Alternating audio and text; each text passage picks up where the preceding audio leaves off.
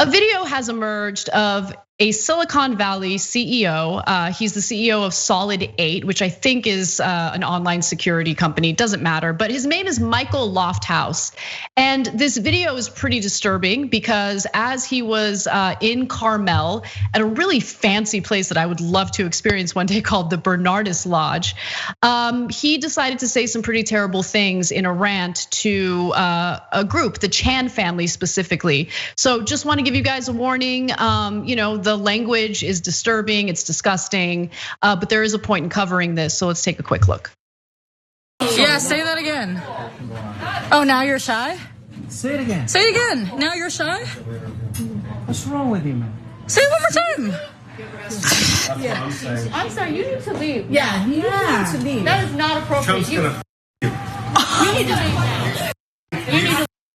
You need to leave. Oh, you need You do not talk to our guests like that. What's wrong You with need to leave now. Asian piece of shit. Oh my Right God. now. Get out of here. Yeah, I'm out. Get out. You are not allowed here. I already put my No, do money not down. talk to our guests like that. Get out now. Who are these? They are valued guests. Oh, are they? Yes, Yeah, yes. they're Get valued out. guests. Yeah, you're a racist. You are not allowed here. Ever. Yeah, really. I love that Waitress. They are valued guests. I love that. That was awesome. So he, of course, goes on this like anti-Asian rant, and then this happened on the 4th of July. And the video started getting attention on July 7th because Kelly Clarkson tweeted about it. And apparently it wasn't even an isolated incident. So once that video went viral, Lofthouse continued on his anti-Asian, rant online. So I'm going to share a quick example of that for you. This is on social media, on Instagram specifically. So Ahmed Omer wrote, everyone is well aware of the situation that happened out in Monterey. You are a trash human being and you deserve every bad thing that happens to you. And then look, we had to censor it, but he then goes on to say more racist, anti-Asian things in a vulgar way. And so after there was enough backlash, of course, he decided to apologize. And so I'll read you his apology. This was while he was interviewed by a local TV station, KSBW. He says, my behavior in that video was appalling. This was clearly a moment where I lost control and made incredibly hurtful and divisive comments. I would like to deeply apologize to the Chan family. I can only imagine the stress and pain they feel. I was taught to respect people of all races, and I will take the time to reflect on my actions and work to better understand the inequality that so many of those around me face.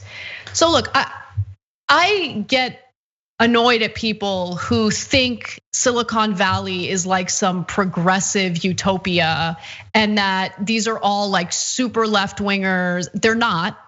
And I get equally annoyed when people think that Californians, like there's no such thing as racism in California. I will tell you, there is definitely racism everywhere in this country, including in California. All you need to do is join the Nextdoor app in your local community, and you'll know that there's a problem with racism everywhere in this country, regardless of how liberal that area is. Yeah, there's even specific forms of racism that seem to sprout up specifically in places that feel like they're not racist.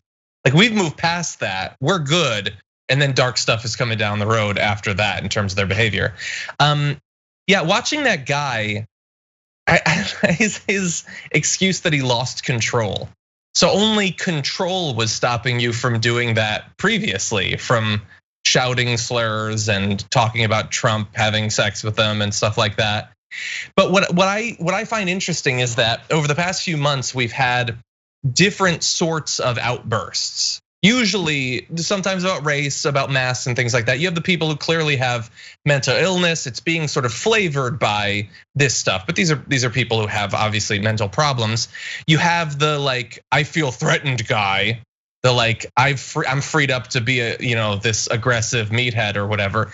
And then you have that guy who I almost find more troubling because he was so like quietly confident that even with a phone pointed at him, that even after all that we've been through, all that we've seen, he can say whatever he wants. He can just assert it.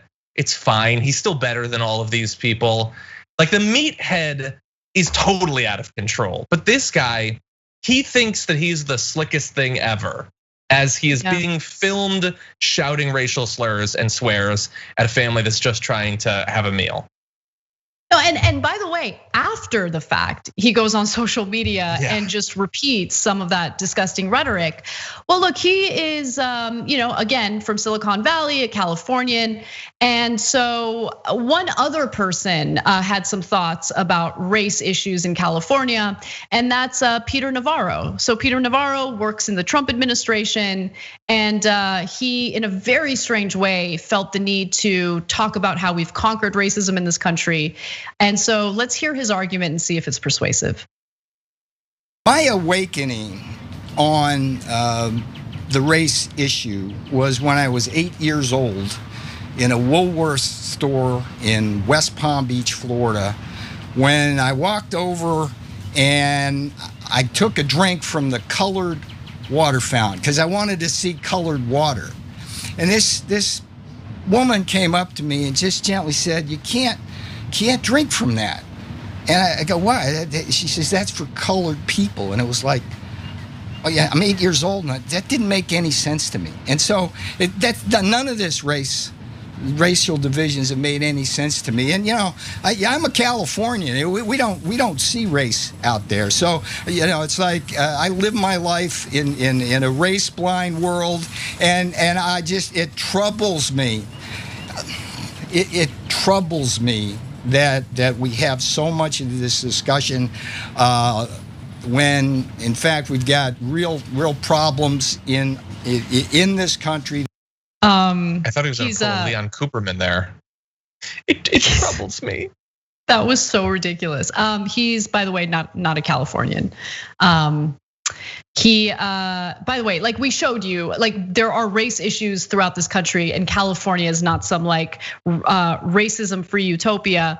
But by the way, just to give you a background on Peter Navarro, I mean, he works for the Trump administration. It's not far-fetched for him to be a liar, but he's originally from Massachusetts, and he grew up in Maryland and Florida. So not a California. He did apparently live in Laguna Beach for a while, though. Of course he did. Of course he did. Total pass. Yeah, I'm race blind. I don't see race. That doesn't tell us anything about what he really believes about race. And then immediately transitions to, and that's why it troubles me that we're having these discussions when there are real problems. You're race blind. You believe that any discussion of racial inequity, police brutality, all of that is a distraction from real issues. That is the clearest example of what someone really means when they say that they're race blind. Honestly, that was a pretty revealing quote from Peter Navarro there. Thanks for watching The Young Turks. Really appreciate it. Another way to show support is through YouTube memberships.